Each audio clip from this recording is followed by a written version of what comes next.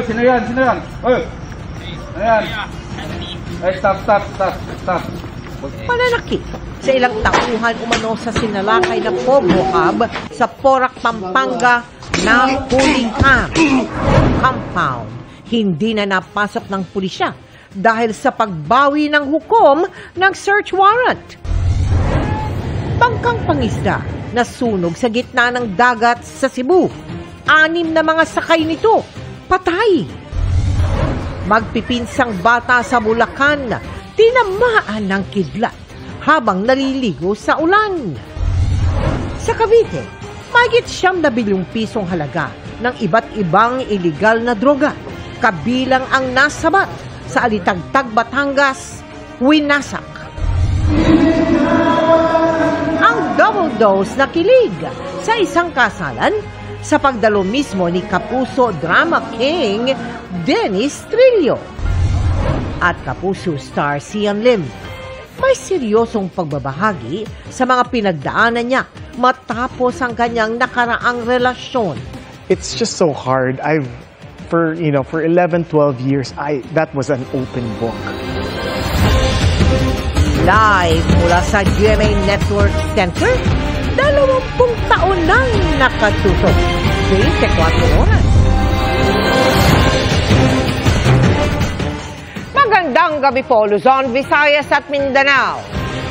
Ilang video ng pananakit sa mga banyaga sa loob umano ng sinalakay na Pogo Hub sa Porac, Pampanga ang inilabas ng Presidential Anti-Organized Crime Commission.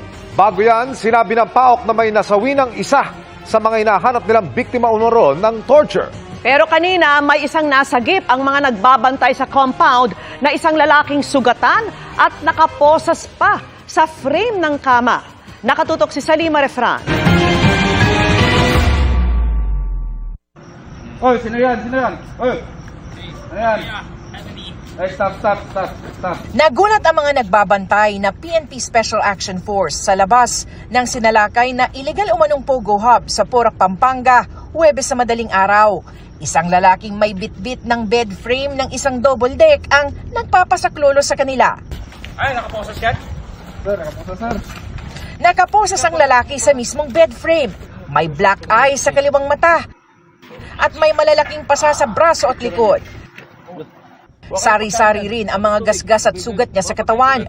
Bakas din sa kanyang damit ang natuyong dugo. Nagpupumiglas po siya according dito para po makatakas siya kasi naiwan po siya doon sa loob. So nagpupumiglas siya para makakawala. Nakaposas po siya doon sa bed frame at may mga pasa po siya at humingi po ng tulong yan.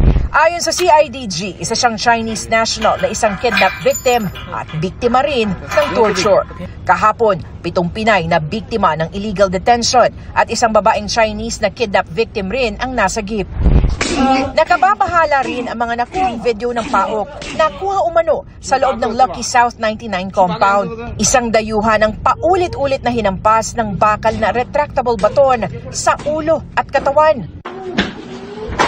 Isang babaeng sinakloban ng muka at hinahawakan pa ng isang lalaki ang paulit-ulit ring hinahampas sa kanyang mga binti.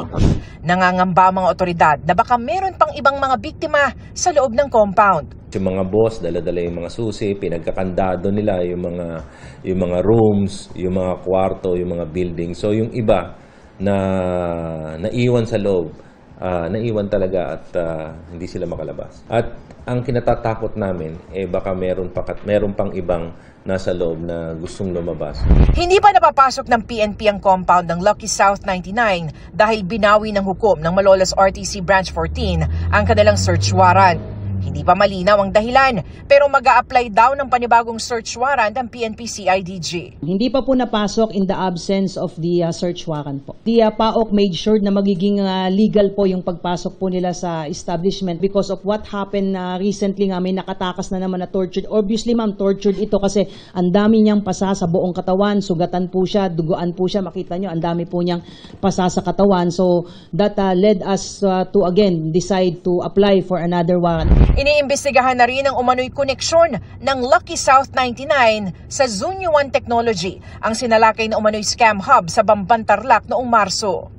Yung mga incorporators po nitong Lucky South 99 ay konektado po doon sa Pogo, Sun Yuan Technology na nag-ooperate po doon sa Baofu compound sa Banban Tarlac. May nakuha pong may mga na-recover po doon na mga evidence po na mga pwedeng magsabi na itong mga incorporators po ng Lucky South ay kasama po doon sa illegal activities po doon sa Baofu compound. How come itong scam farm po na ito ay nagtutuloy-tuloy pa pong ng operation in the absence po of the license to operate. Ito rin ang dahilan ng pag-deny ng PAGCOR sa aplikasyon ng Lucky South 99 para sa internet gaming license. Iniimbestigahan ngayon kung paano patuloy na nakapag-operate ang Pogo Hub kahit walang lisensya. Administratively relieved na sa kanyang pwesto ang hepe ng Porac Police para magbigay daan sa investigasyon. Kasama na rin sa mga tinitignan ang mismong LGU ng Porac. Since may mga ganitong Pogo and sa experience namin, may mga krimen na nangyayari sa loob ng Pogohan. So dapat nalalaman kagad nila. Pag may nangyaring torture at nakatakas yung biktima, dapat alam nila kagad yun. Bakit tumakas yan? Ano ba meron sa loob? Diba? So, dapat alam ng local government. Patuloy na kinukuha ng GMA Integrated News ang panig ng Lucky South 99 at ang LGU ng Porac. Para sa GMA Integrated News, Salima Rafran, nakatutok 24 oras. 6 ang nasawi sa nasunog na bangkang pangisda sa Naga sa Cebu. Ayon sa nakaligtas na kapitan, nagkukumpuni ng nasirang makina ng bangka ang mga biktima. Nakatutok live si Nico Sereno ng GMA Regional TV, Balitang Bisda. Nico? Mel, 3 araw matapos pumalaot ang 12 mangingisda mula sa Masbate papuntang Cebu ay nauwi ito sa trahedya.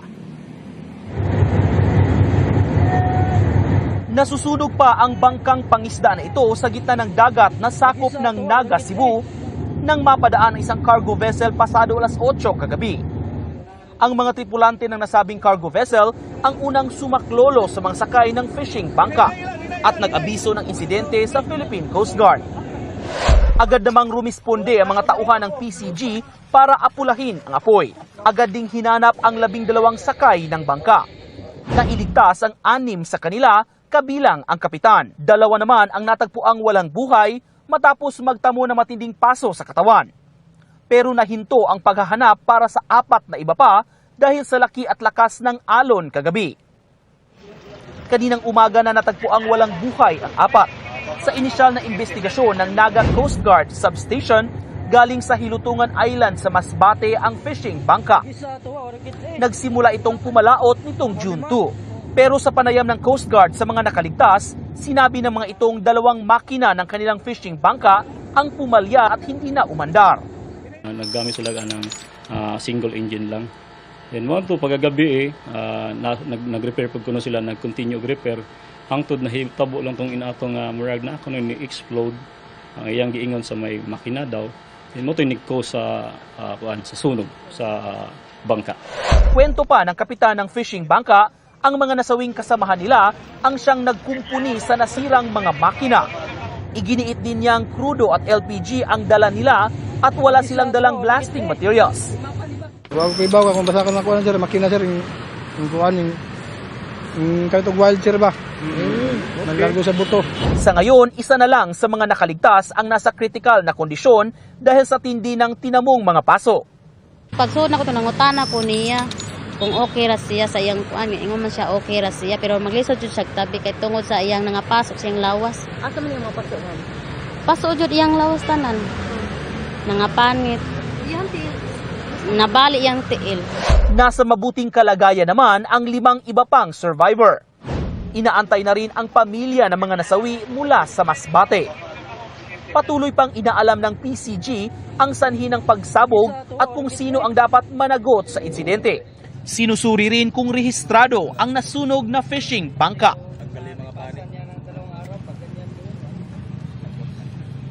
Andito tayo ngayon, Mel, sa isang funeral parlor dito sa Cebu City kung saan nakalagak ang 16 na mga mangingisda. Kasalukuyan pang hinintay ang pagdating ng kani-kanilang mga pamilya mula sa Masbate. Mel?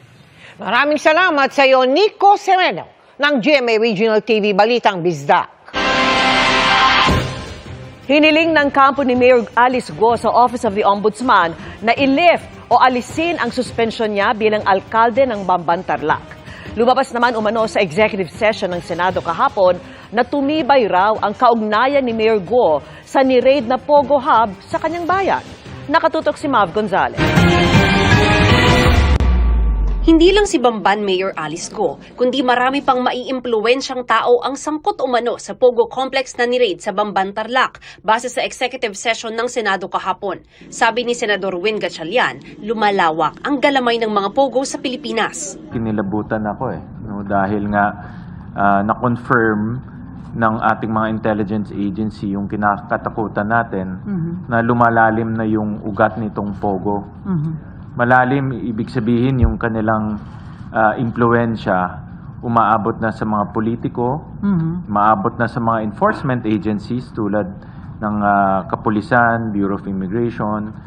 Nakakatakot to dahil pera ng mga foreign criminal syndicates pumupunta na dito, pinupondohan nila yung local criminal syndicates.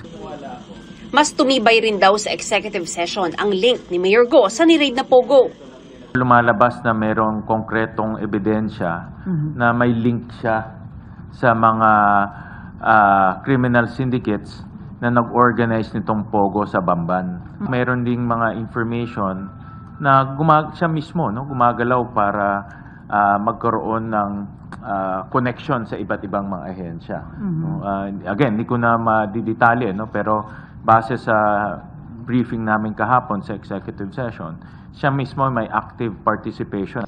Hanggang ngayon naman, hindi pa matukoy ng Anti-Money Laundering Council kung saan nanggaling ang perang ipinampatayo ng Pogo Complex na ayon kay Gatchalian, hindi bababa sa 6 billion pesos ang halaga. Ngayon parang bula no? Hindi mahanap yung contractor, hindi mahanap kung anong bangko ang ginamit, hindi mahanap kung sino tumanggap ng pera. Sagot sa amin kahapon, pending pa yung investigation. Pero nangyari na ito Itong Baofulan was constructed in 2019. 2024 na ngayon, yung perang 6.1 billion, tuloy-tuloy na pumapasok dito yan, pero hindi nila na-detect. Kaya I'm quite disappointed with AMLAC, wala silang sagot. Sinusubukan pang kunin ng GMA Integrated News ang Anti-Money Laundering Council ukol dito. Ang opisina ni Gatchalian, sinubukan na ring hanapin ang kontraktor ng Bamban Pogo na Howley Builders and Construction Company, pero walaan niya itong opisina at lisensyang maging kontraktor. Samantala, naghain ng motion to lift suspension ang kampo ni Mayor Go sa ombudsman kanina. Napakahaba ng 6 months para isang kaso na hindi naman kami naniniwala malakas ang ebidensya, which is kailangan yung patunayan, nakikiusap kami na ma-lift agad yung suspension. May mensahe rin ng abogado ni Go sa Senado. Unli-hearing tayo, unli-hearing. Kailan matatapos? Kailan tayo gagawa ng batas? Ang aligasyon, hindi yon katotohanan. Ang aligasyon, hindi yan ebidensya. Kung ina-allege mo, sinasabi mo, ikaw na nagsasabi, patunayan mo yan. Dagdag ni Attorney Steven David, lalaban si Mayor Go hanggang matapos ang isyong ito. Pero si Senador Gatchalian, kumpiyansa raw na hindi malilift ang suspension kay Mayor Go, lalo't posibleng makaapekto raw ito sa mga ongoing pang-investigasyon. Para sa GMA Integrated News, Mav Gonzalez, nakatutok, 24 oras. Pinatay sa sakalang isang babae sa Mandaluyong City na nakituloy lamang sa kanyang tiyakin para mag-report sa trabaho. Ang nasakoting suspect dating kinakasama ng tiyakin ng biktima na may pagnanasa umano sa biktima. Tunghayan sa aking eksklusibong pagtutok. Madaling araw noong 1 ng Hulyo, natagpo ang patay sa loob ng kanyang tinutuluyan sa Barangay Addition Hills, Mandaluyong, ang 24 anyos na babaeng biktima.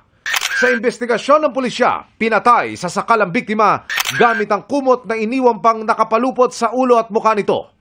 Nakalilis ang damit pang itaas ng biktima pero sa inisyal na pagsisiyasat, hindi siya ginahasa. O yung biktima po, nagpunta lamang po dito sa Metro Manila, specifically dito sa Mandaluyong, para mag-report sa kanyang trabaho. Kasi online po yung kanyang job So, kailangan nila mag-report ng once a month. So, nakitira siya sa kanyang tiyahin, na ang tiyahin niya is may live-in partner na tricycle driver. Suspect sa pagpatay ang isang alias Makmak. Siya ang tricycle driver na binabanggit ng pulisya na kinakasama ng tiyakin ng biktima. Batay sa pagsisiyasat, Sa loob ng ilang araw na pagtigil ng biktima sa bahay ng kanyang tiyakin, ilang beses daw na kinutuban ng biktima sa kinikilos ng suspect na parang may pagnanasa daw sa kanya ito. Parang masama ang pakiramdam niya dito kay alias Makmak. So nagsumbong siya sa kanyang tiyahin. So doon nagdesisyon ang tiyahin na maghiwalay sana sila. Kaya nung gabing yan, galit na galit si Makmak, lasing, na bumalik sa kanilang tinitirahan. Dito na raw isinagawa ang krimen. Wala raw kasama noon ang biktima. Matapos ang krimen, nagtago na raw sa Maynila ang suspect na kalaunay natiklo ng mga pulis. Ikaw hindi karapatang manahimik. Ano mang pwede mong sabihin, pwede gamitin laban sa iyo sa aming korte. With the help ng witness, we were able to locate the suspect. Wala pang pahayag ang suspect na kinasuhan na ng attempted rape at murder. Para sa GMA Integrated News, Emil Sumangil, nakatutok, 24 oras. Mga kapuso, doble ingat po ngayong tag-ulan. Sa Bulacan may nasawing 3 magpipinsan matapos umanong tamaan ng kidlat. Paano nga ba makakaligtas sa mga tulad niyang insidente sakaling maranasan ng thunderstorm sa inyong lugar? Alamin sa pagtutok ni Mark Salazar. Nagkayayaan lang ang mga magkakaibigan na maligo sa ulan sa Pulilan, Bulacan, bandang alas 3 ng hapon kahapon.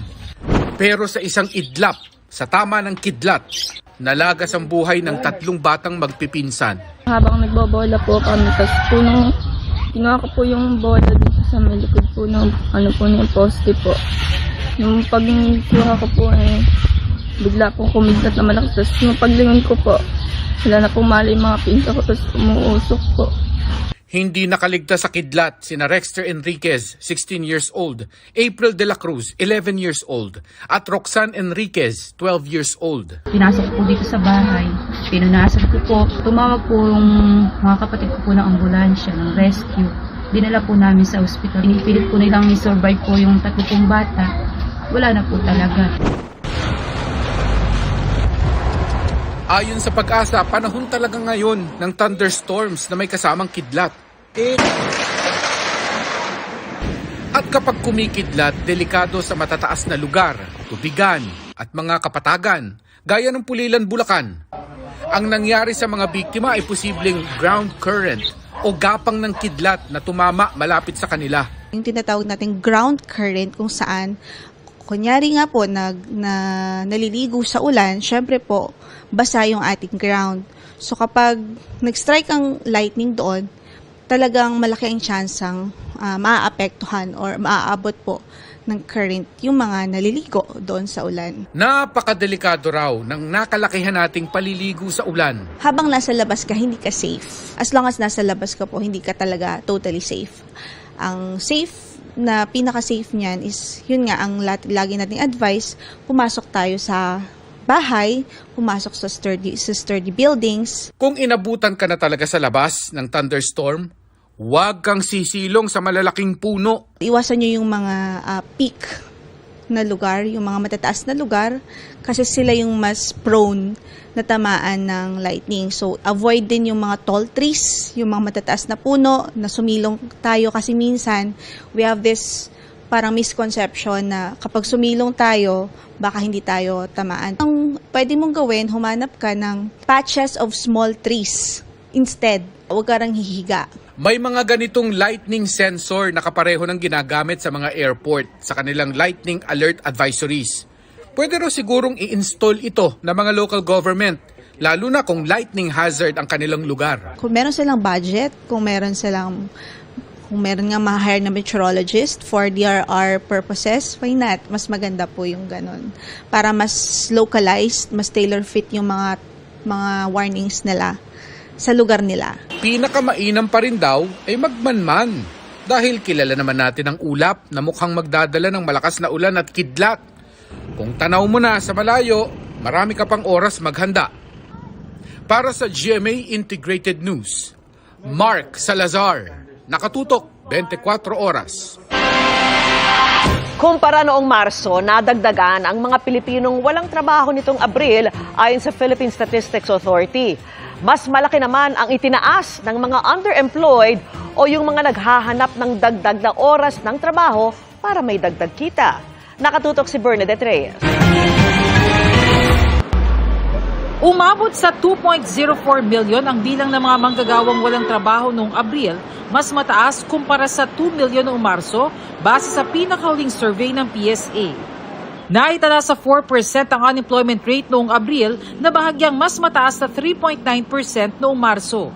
Mas malaki ang agwat kung mga underemployed ang pag-uusapan o bilang ng mga manggagawang nais ng dagdag na oras sa trabaho matapos maitala sa 14.6% ang underemployment rate noong Abril kumpara sa 11% lang noong Marso.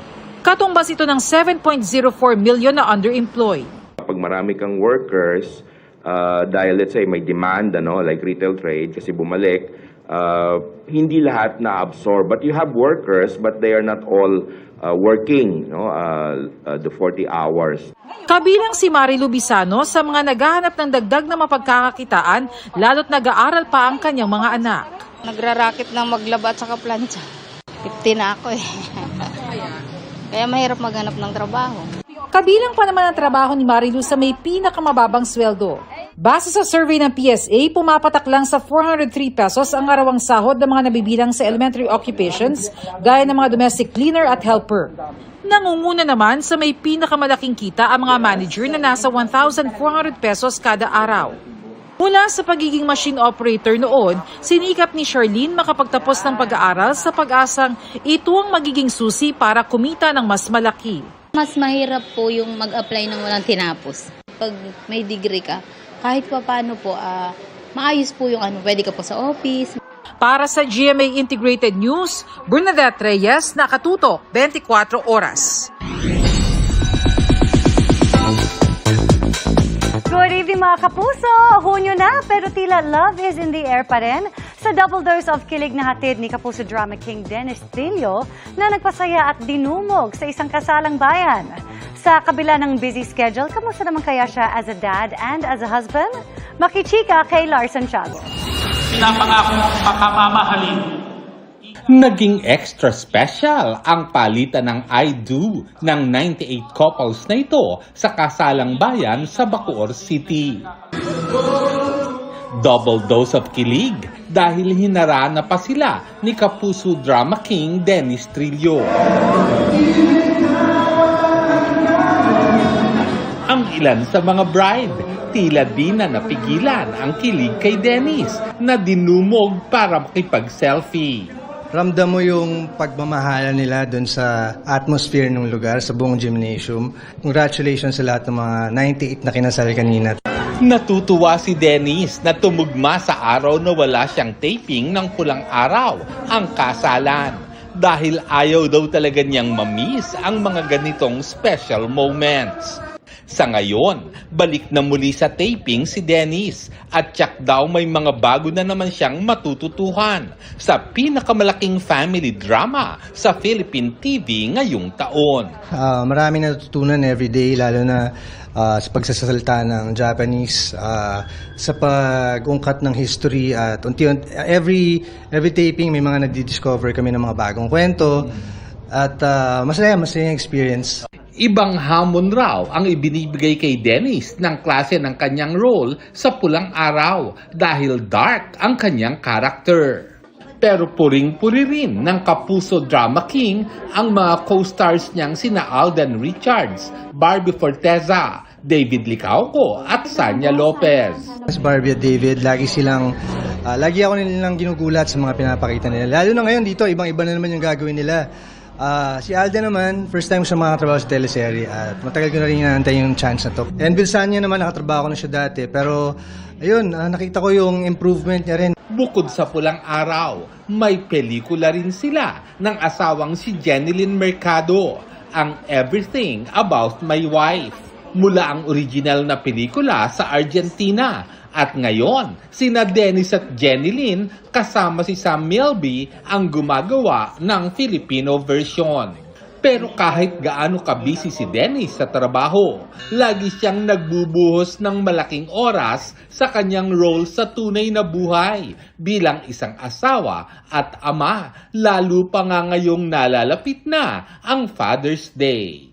Bilang hands-on na dad, alam ko talaga yung bawat hirap, bawat puyat, bawat sakripisyo na ginagawa para mapalaki ng tama yung anak nila. Hindi lang yon, kundi yung magbigay ng oras na samahan sila habang lumalaki sila, makilala ka nila, magka-bonding kayo, may ginagawa ka man, nagbigay ka ng oras talaga.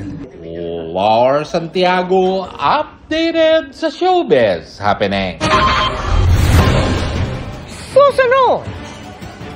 Mga nagpapabakuna kontra rabies sa isang ospital sa Maynila, umaabot na ng mahigit 3,000 kada araw. Exclusive ang naging susi para matuntun ang nagtagong sospek sa umano'y pang-aabuso sa menor de edad na pamangkin. At si Sian Lim, seryosong nagkwento sa kanyang mga pinagdaanan matapos ang nagdaang relasyon. Tutukan lahat ng yan sa pagbabalik ng 24 oras.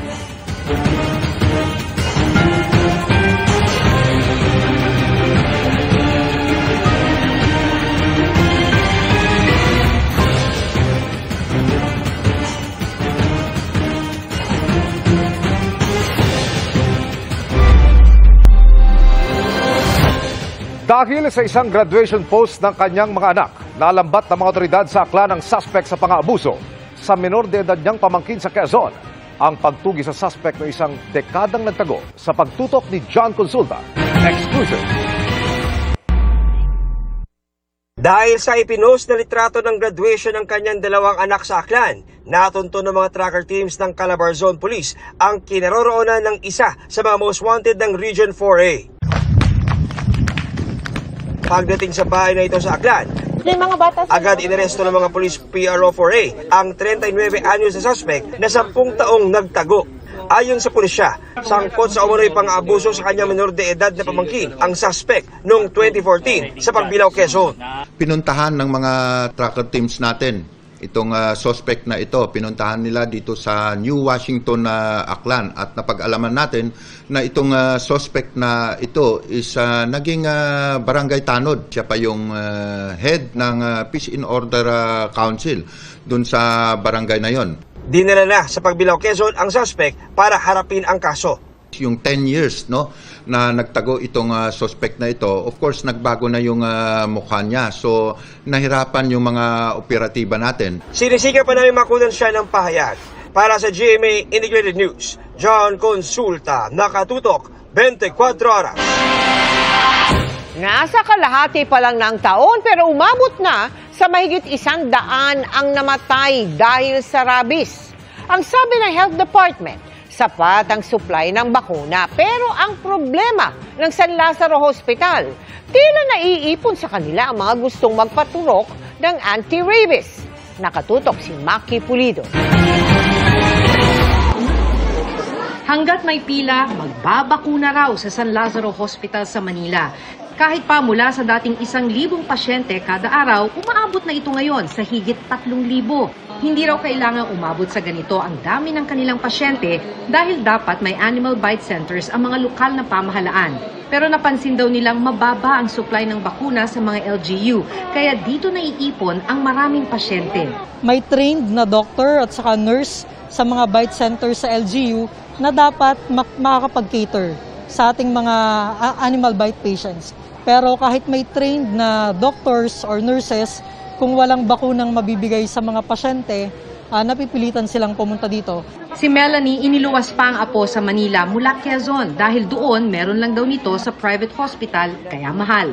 Mahal sabi ng manugang ko. Hindi nila kaya. Kaya dinala na lang dito. Akala ko nga mayroon din doon sa mga public katulad ganito. Wala daw doon, puro private. Taga Manila lang si Myra pero sa San Lazaro pa rin ang punta niya. Nagtanong po ako sa mga kaibigan ko na BHW, then sabi ko, kung available ba sa Earn Show, not available daw po, mag-direct na lang daw po ako sa San Lazaro Hospital. Ang pangamba ni Dr. De Villa, baka may mga pasyenteng hindi nagpapabakuna ng anti-rabies dahil walang malapit na pagbabakunahan. Kung malayo yung binabiyahe ng pasyente simula sa bahay, papunta sa local health center, tapos pagdating sa health center, sasabihin na hindi available, talagang hindi maiiwasan na yung pasyente sa pagkadismaya, uuwi na lang sila. Delikado yan, lalo tumaas ang bilang ng human rabies case na naitala ng DOH ngayong taon. Mula 150 cases noong 2023, umakyat na ito sa 169. Sa bilang na yan, 160 ang namatay.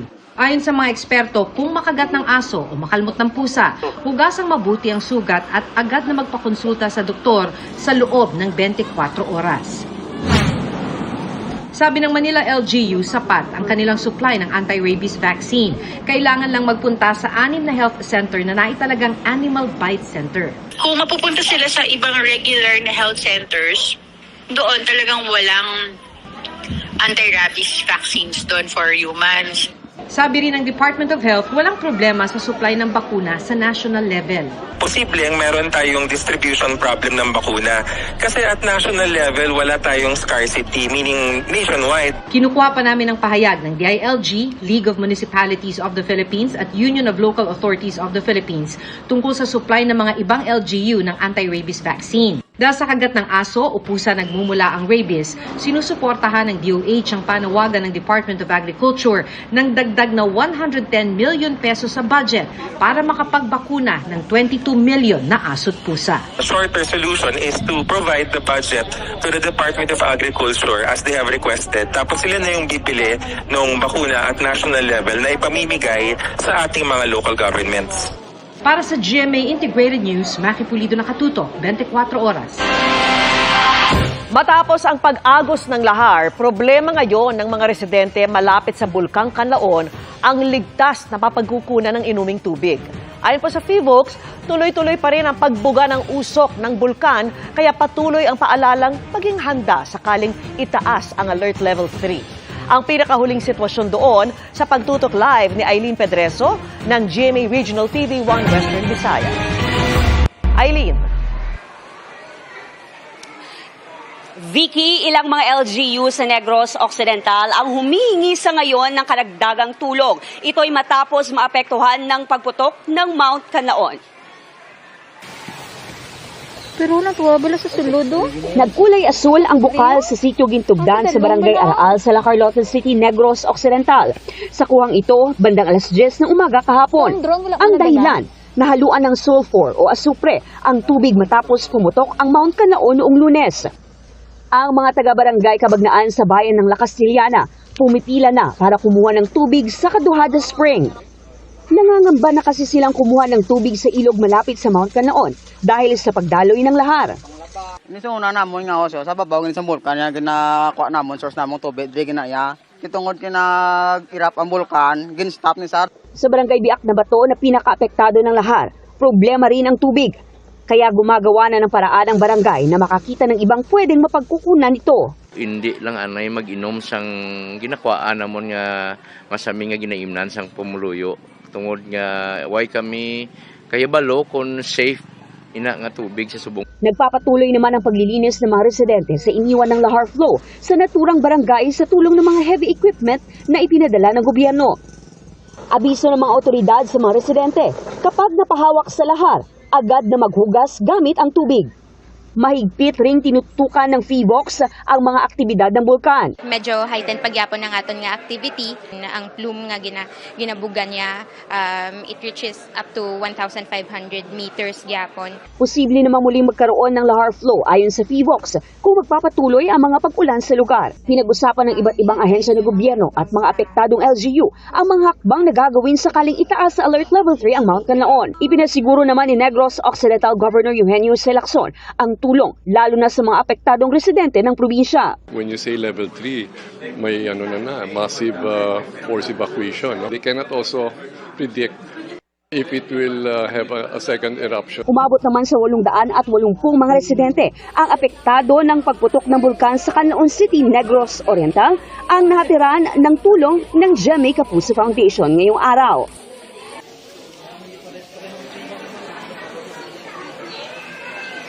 Vicky, habang hindi pa bumababa ang high-level activity ng Mount Canlaon, patuloy na inaabisuhan ng PHIVOLCS ang mga residente na nakatira malapit sa bulkan, mga sapa at ilog na maging alerto. Vicky? Maraming salamat sa iyo, Eileen Pedreso ng GMA Regional TV 1 Western Visayas. At tutukan, babaeng ibinebentang anak na 2 buwang gulang, arestado sa pagbabalik po yan ng 24 oras.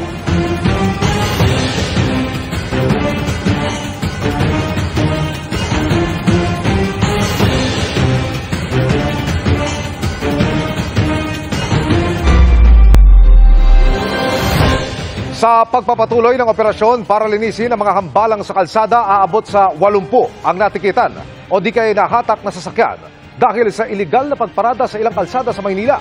Ang kapitan ng isang barangay, umalma sa mga nanguhuli. Nakatutok si Oscar Oida. Unang pinanterya ng MMDA Strike Force ang kahabaan ng Mel Lopez Boulevard sa lungsod ng Maynila. Buena manong natikita ng ilang truck, maging sasakyan ng pamatay sunog at ambulansyang alanganing nakaparada sa lugar. Wala rin kawala ang mga tindahang nakaharang sa bangketa. Yung mga tao pag maglalakad, iiwasan na sila kasi doon na po kumakain yung mga kanilang customer, which is mali naman po. Hindi rin pinalagpas ang lona ng Barangay 44 na umabot na sa daan. Umalma tuloy ang kanilang kapitan. Kasi sir, kami nasa highway kami, di ba? Pag umuulan, dahil talo, doon ang masinuman. Lahat naman po ng kalsada, lahat po ng bangketa within Metro Manila, kiniklear naman po natin yan. And it's just that sa ngayong oras na ito, meron po tayong kumbaga reklamo at mandate na ito po yung area na i-clear natin. Sa May Moriones Street, mas marami pang illegally parked na sasakyan ang inabutan. Ang may mga driver, tinikitan. Yung mga unattended, pinaghahatak. Nasita rin ang inabutang nagka-car wash sa gilid ng kalsada. Hindi naman 24 hours ako nandyan. It so happen, naghugas lang ako ng sasakyan. Hindi po yan dapat maging parkingan ng mga sasakyan because it's meant to be used ng mga pedestrian. Pinagkukuha rin ng mga enforcer ang estante ng mga gulong ng isang vulcanizing shop na nakapwesto na sa gilid ng kalsada. Sa May Dagupan Street, pinagbabaklas ang isang tindahang nakapwesto sa bangketa. Di rin nakaligtas ang steel platform ng isang e-bike store sa lugar. Sa kabuuan, aabot sa 6 na po ang natikitan, habang nasa 20 sasakyan ang nahatak. Katuwang ng MMDA sa operasyong ito, ang Manila Police District, maging ang pamuno ang lungsod ng Maynila na hindi umuno nagkulang sa pagpapaalala sa kanilang mga kababayan. As much as possible ay tinutugunan namin na masiguro na maging clear ang ating mga kalye para din makatulong na maging mas maganda ang daloy ng trapiko. Para sa GMA Integrated News, Oscar Oida, nakatutok, 24 oras. Hitik sa kultura ang mga lugar na pwedeng mabisita sa bansang Brunei sa loob ng 24 oras. Mae-enjoy rin doon ang mga pagkain na hindi nalalayo ang lasa sa mga pagkain Pinoy. Nakatutok si Sandra Aguinaldo. 2 oras na flight lang mula sa Metro Manila, mararating mo na ang Brunei. Pamilyar, ang init ng panahon at ilang tanawin. Pero kakaiba rin sa maraming bagay. Dekotse ang karamihan dito at kakaunti lang ang pampasaherong sasakyan. Mayaman kasi sa langis ang Brunei. Ang unleaded gasoline halimbawa, nasa 21 to 22 pesos per liter lang.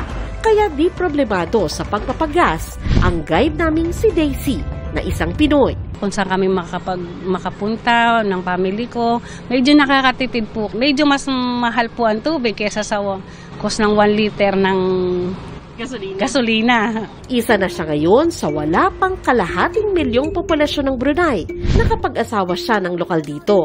Kaya dito na rin lumaki ang 3 anak. Ang nagustuhan niya raw rito, libre ang edukasyon at pagpapaospital ng mga Brunei citizens. Yung life ko po dito is simple lang po. Magandang bansa po ito, tahimik.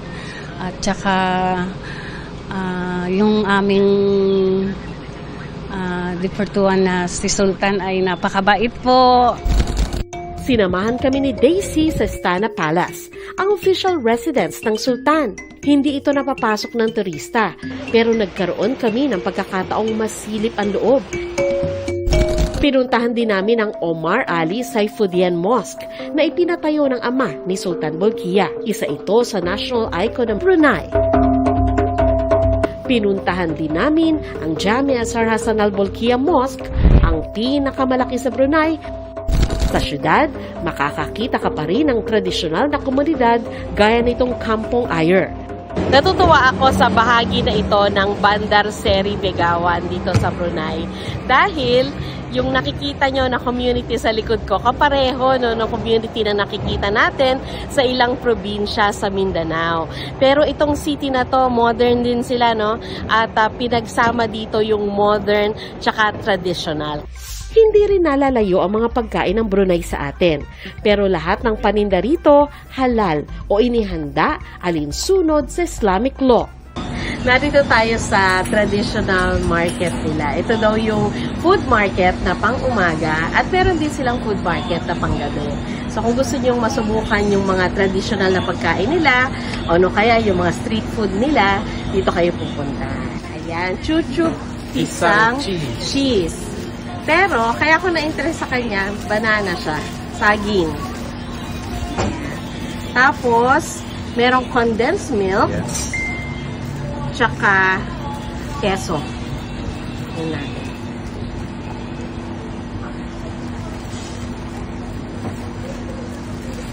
Okay siya. Parang habig sa turon din, kaya lang walang balot. Nais ng Pilipinas at Brunei na palakasin pa ang turismo sa pagitan ng dalawang bansa. Fully open up Mindanao to tourism. Bakit nga naman hindi? Kung ang mga pagbisita ay magdudulot ng respeto at pag-unawa sa mayamang kultura ng isa't isa. Mula sa Bandar Seri Begawan, Brunei, para sa GMA Integrated News, Sandra Aguinaldo, nakatutok, 24 oras. Alamin! Nawawalang submarine ng US paanong natagpuan makalipas ang halos 8 dekada? Kuya Kim, ano na? Paring nasangkot sa tila pisikalan sa isang parokya sinuspindi sa pagsasagawa ng kanyang mga tungkulin bilang pari. Walang patid ang pagtutok dito lang sa 24 oras.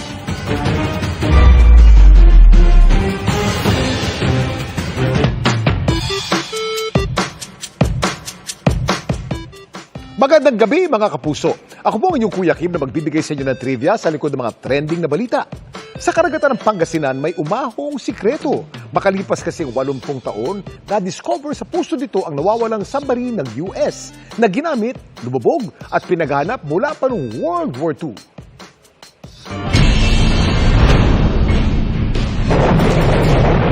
Sa kasagsagan ng ikalawang digmaang pandaigdig, may isang sasakyang pandagat at hukbong dagat o Navy ng Estados Unidos na kilabot kung ituring ng mga kalaban.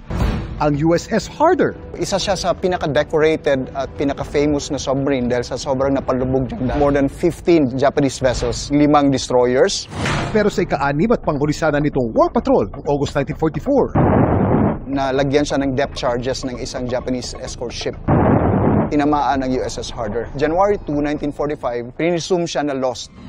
Hanggang kamakailan lang, diniklara ng History and Heritage Command ng US Navy na ang wreck o labi ng maalamat na submarine nahanap na sa puso ng West Philippine Sea makalipas ang halos 8 dekada. Nakita siya off Dassel Bay sa Pangasinan, 1,140 meters sa ilalim ng dagat.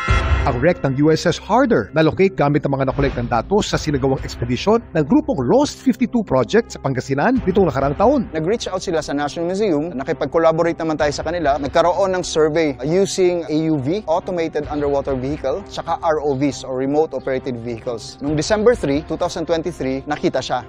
Paka-importante itong discovery nito kasi active historical period. Ibig sabihin, yung mga namatay nung unang panahon, meron pa siyang kapamilya. Maraming lessons to be learned. Kuya Kim, paano nga ba lumulubog at umaahot sa tubig ng mga submarine? Kuya Kim, ano na?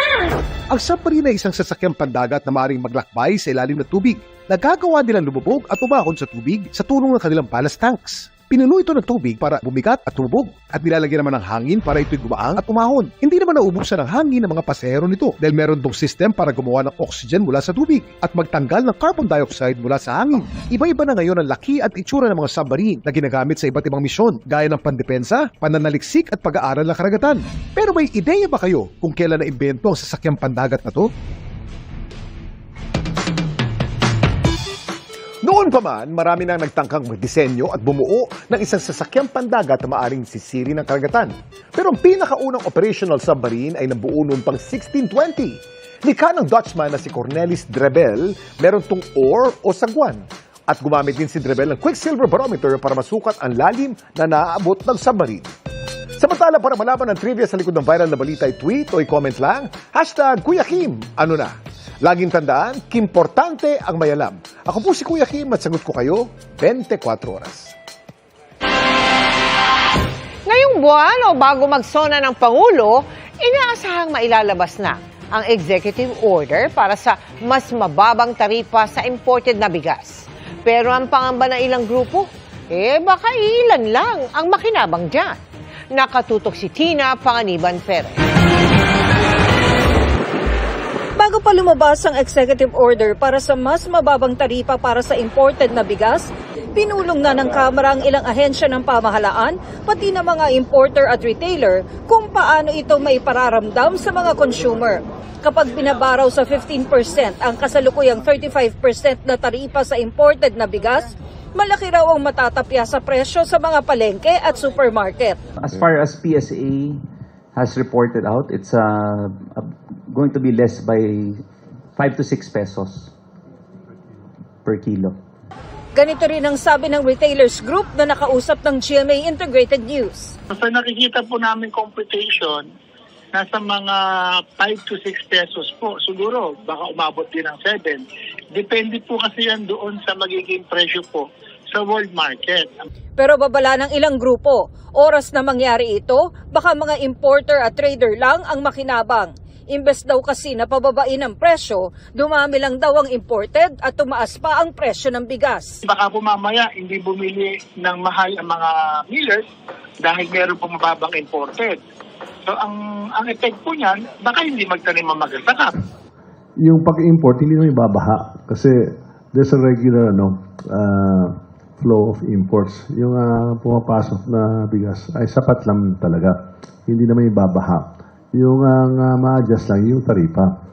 Umaasa si House Speaker Martin Romualdez na lalabas ng executive order para sa mas mababang taripa sa imported na bigas ngayong Hunyo o kaya bago mag-State of the Nation address sa Hulyo para maramdaman na ng mga mamimili.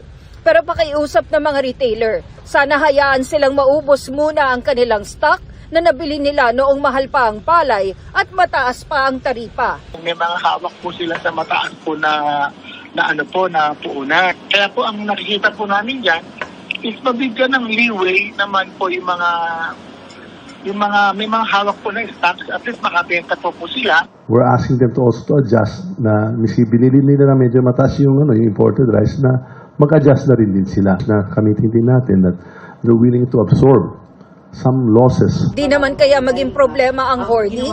Sisiguraduhin natin na iikot naman natin yung mga warehouses. We will keep the pressure on so that hoarding will be mitigated.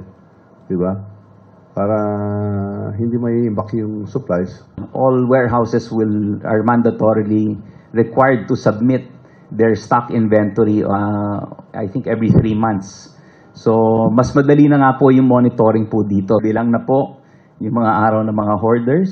Sa ilalim ng batas, kinukuha sa taripa sa imported na bigas ang ilang subsidiya para sa mga magsasaka.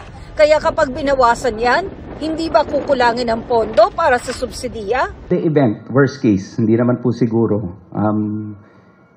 If it falls short, government will fund or finance the balance of the RTL. Sa kabila ng napakataas na presyo ng bigas, sa ngayon, hindi pa pinag-uusapan ang pagpapatupad ng SRP para rito. It's not yet on the table. We'll still monitor and see how the market reacts. Para sa GMA Integrated News, Tina Panganiban Perez, nakatutok, 24 oras. Sinuspinde ng Arsobispado ng Maynila si Father Alfonso Valeza sa pagsasagawa ng kanyang mga tungkulin bilang pare, epektibo simula kahapon. Kasunod po yan ang nakunang tila pisikalan sa pagitan niya at ni Novaliches Bishop Antonio Tobias sa St. Joseph Parish of Gagalangin sa Tondo, Maynila. Kasunod ng suspensyon, ayon sa Arsobispado, maituturing na iligal ang anumang sakramentong pangangasiwaan ni Valeza. Inalis na rin bilang parochial administrator ng parokya si Father Valeza nitong Lunes. Inilipat muna ng Arsobispado ang pamamahala sa St. Joseph Parish sa isang parish administration team. At kaugnay pa rin yan, pagtatama po sa aming naunang ulat kahapon, si Father Reginald Malikdem, ang Vicar General ng Archdiocese of Manila, ang nakapanayam ng GMA Integrated News at nagbigay ng pahayag kaugnay sa insidente sa parokya sa Tondo.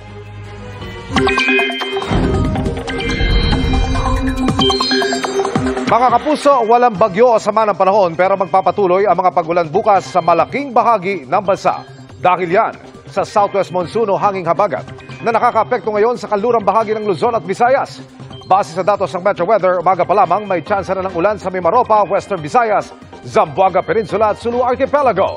Sa hapon, halos buong Luzon na ang uulanin pati ang Mindanao. Matitindi po ang ulan lalo sa western portions kaya maging handa sa posibleng pagbaha o landslide. May mga pag-ulan din sa Visayas kabilang ang Negros Island, kaya maging alerto. Lalo ayon sa PBOX, posible pa rin ang lahar flow kapag nagpatuloy ang pag-uulan. Sa Metro Manila, posible ring maulit ang mga pag-ulan bukas. Mga kapuso, kapag may thunderstorms, doble ingat dahil sa panganib na dala nito. Bukod sa buhawi at kidlat na posibleng ikamatay ng sinumang tamaan, posible rin ang hail o yung pagbagsak ng mga yelo. May yelo na dito!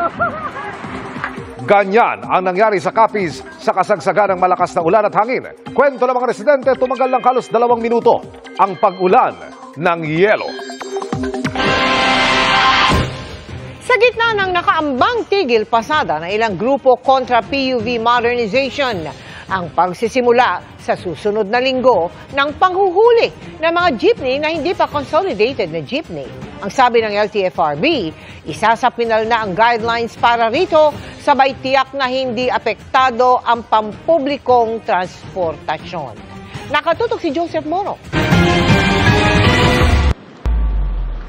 Sa susunod na linggo, manghuhuli na ang Land Transportation Franchising and Regulatory Board o LTFRB ng mga jeep na hindi nag-consolidate sa ilalim ng PUV Modernization Program. Itinuturing na kasi silang kolorum dahil wala na silang provisional authority para tumakbo pa sa kalsada pagkatapos mapaso ng April 30 na deadline para mag-consolidate.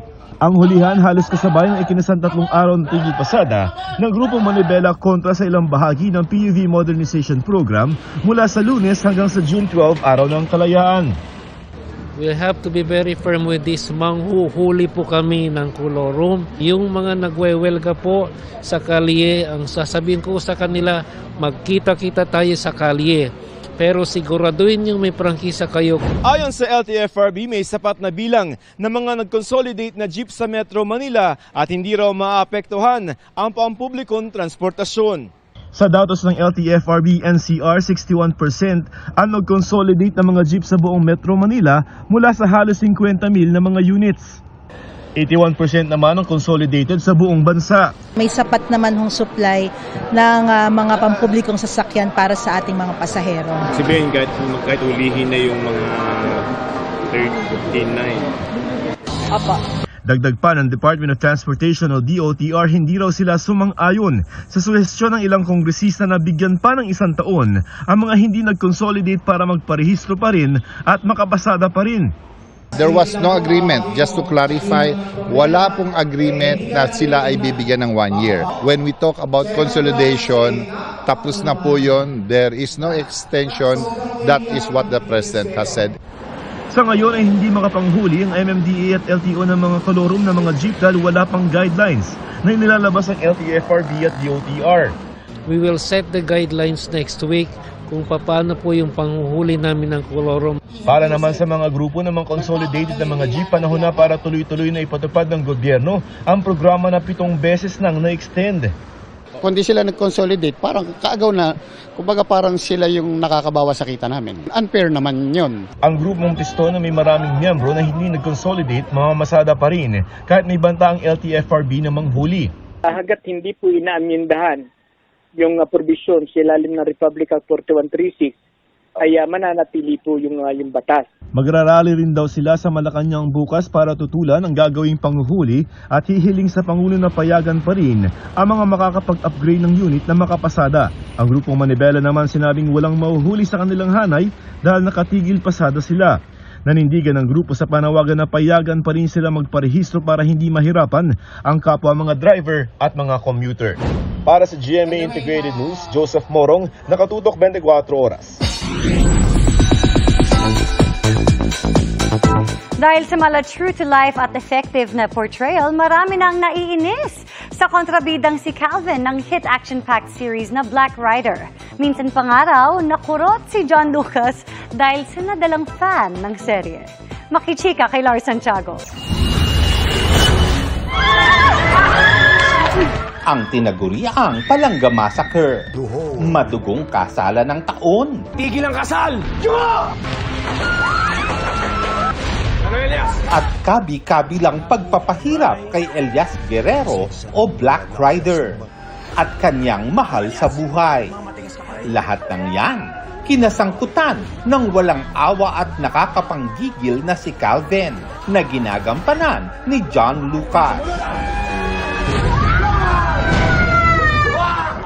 Pero ang hindi alam ng marami, sa likod ng husay na ipinakita ni John, una raw niyang inakala na semi-regular lang siya sa hit GMA Prime series na Black Rider.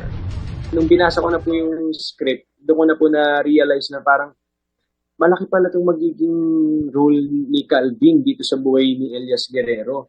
Kaya doon na po ako na-pressure, doon na po ako na-tense. Doon na ako talaga, parang doon na nag-sink in sa akin na parang, hindi pala basta-basta kasi talagang kontrabida talaga siya for the whole show po. Kaya naman sobrang dedikasyon daw ang ibinubuhos ni John na kahit ang maliliit na kilos at klase ng paggamit ng mata ay pinag-aaralan niya. Effective naman dahil daman ang viewers ang inis sa kanya. Parang mommy or tita, siguro mga nasa early 50s o late 50s, ganun po. Ay, Miss Calvin, tas biglang kinurot ako dito sa braso. Sabi, ikaw, ang sama-sama ng ginagawa mo kay Elias. Tapos nung nakita niyang nag-i-smile ako, natutuwa ako, tapos parang nag-smile na rin siya, binawi niya rin. Sobrang saya po natin and fulfilled dahil for me nga po talagang hindi po biro itong role ni Calvin Magallanes. Dahil po sa mga komento ng mga kapuso po nating nanonood ng Black Rider, nabibigyan po talaga ako nila ng kumpiyansa. Lalo naman daw titindi ang mga mapapanood ng mga eksena ngayong muling nagkaharap sina Calvin at Elias at kasama pa sina Nanay Alma at Vanet. Ang lahat ng tagumpay ni John, inaalay raw niya sa kanyang namayapang ama, lalo pat nalalapit na naman ang Father's Day. Superhero natin yan, kumbaga yun ang naging inspirasyon po natin sa buong buhay po natin dito sa mundong ito. Siya yung nagtiyaga po sa atin, siya yung sumasama sa atin parati sa mga ginagawa po natin sa industriya. Si Daddy, mula nung nawala po yung mami ko rin, siya na talaga yung naging #1 supporter po natin. Lars Santiago, updated sa showbiz happening. Up next, matapos mag-open up sa mga pinagdaanan sa past relationship, si Lim inaming naapektuhan din ng mga kumakalat na maling impormasyon ang kanyang pamilya. Non-stop ang pagtutok dito lang sa 24 oras. Para masigurong hindi mare-recycle pa, sinunog ng mga otoridad ang aabot sa mahigit 9 bilyong pisong halaga ng iligal na droga na nasamsam sa iba't ibang operasyon. Sa gitna niyan, tuloy ang kampanya sa droga kung saan may nasabat naman sa Port of Clark. At nakatutok si Sandra Aguinaldo. Sako-sako at kahong-kahong ilegal na droga na tinatayang aabot sa mahigit 9 bilyong piso ang halaga ang isinalang kanina sa thermal decomposition machine sa 13 Martires City, Cavite. Galing ang mga yan sa iba't ibang operasyon kontra droga, kasama ang mahigit 1 toneladang shabu na nasabat sa Alitagtag, Batangas noong Abril. Kabilang din sa mga winasak ang mahigit 720,000 grams ng marijuana at 359,000 grams ng ephedrine. Ayon kay PIDEA spokesperson at Chief PIO Derek Carrion, dahil sa naipresenta na sa korte, hindi na gagamiting ebidensya ang bilyong-bilyong pisong halaga ng droga. Tinupok ito sa temperaturang 1,000 degrees centigrade para matiyak na malulusaw at di na mare-recycle pa. Mahigit 2,000 gramo ng high-grade marijuana o kush at 165 na cartridge ng vape na may halong marijuana oil nang nasabat ng Bureau of Customs sa Port of Clark. Dumating sa bansa ang shipment mula sa California sa Amerika noong May 25. Nagkakahalaga ng halos 4 million pesos ang shipment na idineklara bilang accessory. Nang dumaan ito sa X-ray, napansin daw ng BOC X-ray Inspection Project personnel na may kakaiba sa X-ray image. Ayon sa Philippine Drug Enforcement Agency o PIDEA Region 3, na kumpirma lalong ilegal na droga ang laman ng kargamento nang umupo ang K9 unit matapos itong amuyin. Ipinatest din ng PIDEA ang sample mula dito. Sinabit po namin ito sa laboratory service namin at yung tinest nila, dito natin nalaman na confirm na itong suspected kush ay talagang kush at yung mga vape extract ay naglalaman ng illegal na droga. Okay, ito po ay marijuana oil, may minsan po nilalagay nila sa vape extract. Meron na rin pong content ng THC, yung vape. Iniimbestigahan na ng mga otoridad ang pinagbunan ng shipment sa Amerika at ang patutungguhan nito sa Cebu. Magpapay po kasi dito ng Section 4, Importation of Dangerous Drugs. So based po sa country of origin, legal po siya. Kasi readily available po sa online market din po itong mga ganitong product. Ano lang yan? Available po talaga dito is yung kung sino yung tatanggap o kaya kung sino po yung nag-import. Para sa GMA Integrated News, Sandra Aguinaldo, Nakatutok, 24 Oras. Sa kabila ng umiinit na tensyon sa pagitan ng Pilipinas at China sa West Philippine Sea, nilinaw ni Pangulong Bongbong Marcos na hindi pakikipaggera, kundi pagdedepensa lamang ang gagawin ng bansa. Nakatutok si Ivan Mayrina. Mayat-maya na ang mga insidente ng pangaharas ng China Coast Guard sa mga Pilipino, mapamangingisda, Coast Guard o sundalo man sa West Philippine Sea. Sa kanyang pagharap sa mga kawani ng 10th Infantry Division sa Mawab, Davao de Oro, sinabi ng Pangulo na ngayong humina na ang mga banta mula sa mga kalaban ng gobyerno sa loob ng bansa tulad ng mga rebelde terorista. Dapat na raw ituon ang atensyon sa mga external threat o mga banta sa teritoryo ng bansa. Pero hindi naman daw nangangahulugang sasabak na ang bansa sa gyera, kundi pagdepensa lang sa ating teritoryo.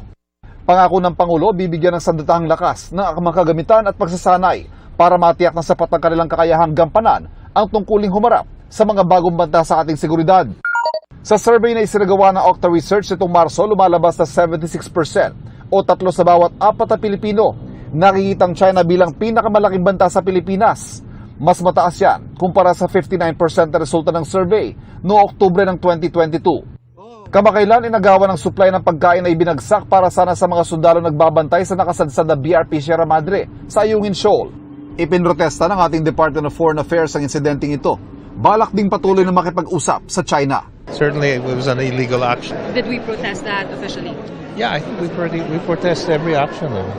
That's illegal. We'll see what we can do in order to maintain our sovereign rights, but we're always open to talking with China and other countries on how we can manage our disputes peacefully. Para sa GMA Integrated News, Ivan Mayrina, Nakatutok, 24 Oras.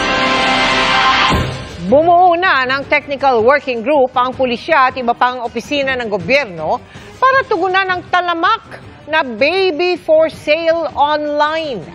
Sa gitna niya, isang nanay ang naaresto sa Northern Samar matapos umanong ibenta ang 2 anak. Nakatutok si Chino Gaston. Pagkakuha ng pera, mabilis na hinuli ng mga tauhan ng PNP at National Authority on Child Care ang 23 taong gulang na babaeng ito sa isang bayan sa Northern Samar noong 1 ng Hunyo. Ang sospek, ina ng 2 buwang gulang na sanggol na maririnig na umiiyak sa video. Ibinenta raw ng sospek sa halagang 60,000 pesos ang sanggol kasamang isa pa niyang anak na babaeng 2 taong gulang. Day, sabi mo na yan. Sasabihin ako sa'yo po ka dyan.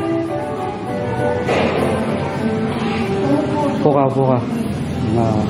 Puka. Lingkod. Hawak na ng mga otoridad ang ginang na isa lang sa 3 insidente ng online na pagbebenta ng mga sanggol o bata para sa adoption. Dahil sa talamak na baby for sale online, bumuo na ng Technical Working Group ang PNP, NACC at Cybercrime Investigation and Coordinating Center. Problema talaga siya dahil it's a form of illegal adoption and pwede siyang tumungo sa trafficking. Huwag po nating tangkilikin yung illegal adoption at online baby selling dahil ito ay may karampatang parusa. Pwede kang parusahan ng trafficking, child abuse, and exploitation at lifetime imprisonment po. Yan. Out of the 23 na FB sites, meron kaming 4 na nakita na meron talagang transaction. So na-operate namin, siguro 3 na yata yung na-operate namin. Dito sa 3 to, meron tayong arrest, meron tayong rescue. The first na i-operate namin, 90,000. 50,000 dun sa nanay, 40,000 dun sa middleman. Ang CICC na nasa ilalim ng Department of Information and Communications Technology patuloy raw ang pag-monitor sa mga internet sites. We are also being asked to help remove those sites that are promoting the selling and illegal adoption of children. Nasa social media platforms. Payo ng NACC sa mga nais mag-adapt at mga magulang na gustong ipa-adapt ang mga anak. They can go to any DSWD residential care facilities na streamline na, ginawa ng expeditious and expensive ang adoption process. Hindi na rin po kinakailangan kumuha pa ng mga abogado para tumulong sa kanilang mga adoption papers. Ngayon po ang tumatayong lawyers ay mga social workers na natin. Para sa GMA Integrated News, Chino Gaston nakatutok, 24 oras. Dumalo sa isang exhibit sa Pasay sina First Lady Lisa Araneta Marcos at Chinese Ambassador Wang Xiliang. Sa isang punto, nagbatean pa ang dalawa kasamang ilang opisyal at mga lumahok. Tampok sa exhibit na Likha 3 ang makukulay at matitibay na mga habi at iba pang produktong proudly Pinoy made. Mahigit 80 Filipino artists at designers ang kabilang sa exhibit na layuning ibida ang kanilang obra mula sa iba't ibang isla sa bansa. Itinanggi ng abogado ng ni-raid na Resto Bar sa Pasay City na mayroong mga minor de edad na nagtatrabaho roon, pati na rin ang nakitang payola folder umano. Git pa niya, kumpleto sila ng mga dokumento. Nakatutok si Marisol Abdurrahman. Exclusive. Ilabas po nila yung names kasi po lahat po ng workers sa club registered po sa City Hall po. Mako-cross check po natin yon sa biometrics po na nasa club. Yan ang hamon ng abogado ng Resto Bar sa Pasay na ni-raid ng mga otoridad noong Sabado. Kasunod ng aligasyon na merong mga minor de edad na nagtatrabaho roon. Itinanggi yan ng abogado ng Resto Bar. May dental records po lahat. So, we can be sure na wala pong minor na involved po. Nagtaka rin daw sila kung bakit ni-raid ang nasabing bar, gayong compliant naman daw sila at kumpleto sila sa mga kaukulang dokumento. Itinanggi rin ni Cabral ang payola folder umano na nakuha sa Resto Bar na naglalaman ng mga petty cash voucher. We don't know po kung saan po nanggaling o ano po. Wala po kaming masabi kung saan po nagmula yun. Kung totoo pong nakuha po doon yung allegedly payola na folder, bakit po nila sinira yung CCTV? Yun po ang proof nila na doon nga po nakuha yun. Kahapon, nagpalabas ng show cause order ang Pasay LGU. Sinagot naman daw ito ng club. Dinideny po namin lahat ng alegasyon and we intend to file a case nga po. Sinasabi po namin doon. Sinira po yung vault sa club and nakuha po yung mga lamang pera, pati po yung mga kagamitan na nasira po, kasama na po yung CCTV. Sumulat na rin daw sila kay DILG Secretary Benhur Abalos hinggil sa insidente. Humiling din daw sila ng dialogo sa kalihim. Gusto nilang malaman kung ano ang nangyari. Sinusubukan ng GMA Integrated News na makuha ang panig ni Abalos. Sagot naman ng DILG Special Protect Group, may opisyal na reports sa nangyari ang Pasay Police. Tatayo daw ito sa kabila ng mga pagtatanggi ng resto bar. Tungkol naman sa natagpuang umano'y payola folder, sabi ng grupo, the thing speaks for itself. Natanggap na raw ng Pasay City Government ang tugon ng resto bar na kanila raw pag-aaralan. Para sa GMA Integrated News, Marisol Abduraman, nakatuto 24 oras.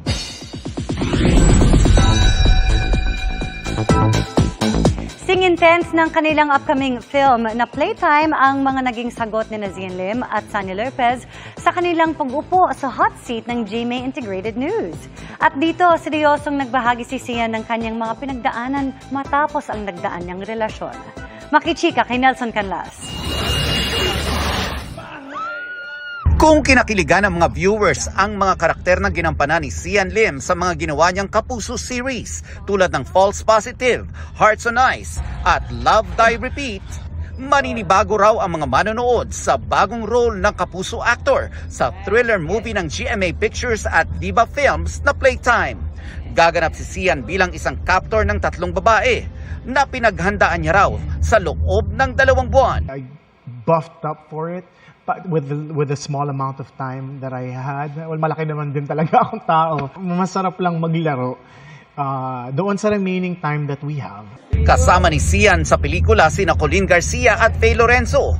Kasama rin si Sanya Lopez na sabay niyang umupo sa GMA Integrated News interviews. Medyo kakaiba siya sa lahat ng mga ginawa ko. Alam nila, medyo patwitang. This time, makikita niyo for the first time yata akong ganun. Napunta ang ilang parte ng usapan sa mga relasyon at si Sian naging bukas na pag-usapan ang ilang masakit na parte ng kanyang buhay. It's sad, very painful, but life goes on. Naiintindihan daw ni Sian ang sakit na naramdaman ng mga fans sa 12 taon nilang relasyon ng aktres at It's Showtime host na si Kim Chiu. Pero tila nalilimutan daw ng mga tao na sila ang unang nakaramdam ng sakit nito. At patuloy pa rin daw itong nakakasakit kay Sian. Ba't nagpapaliwanag si Sian? Dahil This is the first time you're opening up to something like that. Yes, I open up to you off cam. Nagkukwentuhan tayo off cam, but thank you for your honesty. On cam, it's just, it's just really hard. It's gotten out of hand na. And that's just the painful part of it. That's just, and sabihin nila, nag-iingay si Sian because may pelikula. No, it really did explain from the bottom of our hearts kung ano talaga ang nangyari, kung hindi na namin kailangan pa isa-isahin kung sino ang nagkulang because, diba, it's just like any other relationship. But I do not deserve the false accusations, the lies being spread. I work really hard. We are all working really hard. I'm working so hard, and I don't want to be defined by what happened with my breakup, with my previous relationship. Yes. I don't want to be defined by that. I don't want to be defined by what people are saying about me, these false headlines or kung ano man. Hindi na itinago ni Sian ang kanyang pagkadismaya, lalo't nakakaapekto na rin daw ito sa mga taong mahal niya. Sige, ako na po yung tirahin nila, but not my family. Yun po, also just giving a little context, is nadadamay na rin kasi yung nanay ko, pati yung lola ko, they're getting personal messages. I'm getting death threats. My mom's getting death threats. Umaabot sa ganon? Yes, umaabot na po sa ganon. That's the gravity of the situation I'm dealing with now. So, my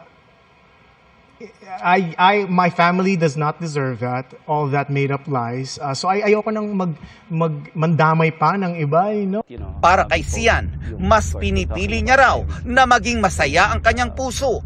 This may sound cliche, Sian, but I don't know if you would answer it. Maliit lang yung industriya natin. At some point, you'll bump into each other.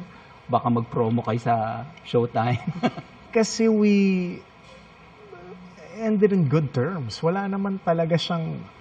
Of course, mayroong iyakan, mayroong... We're people, tao kami. Wala. We ended in good terms, and of course, we're in time na mabigyan kami ng pagkakataon na magtrabaho ulit. Why not? Wow. Ganda. Yes, why Maganda. not? But how's your heart now? It's okay. It's okay. You look very Doing happy. great. Doing great. Doing great. Kailangan laging masaya.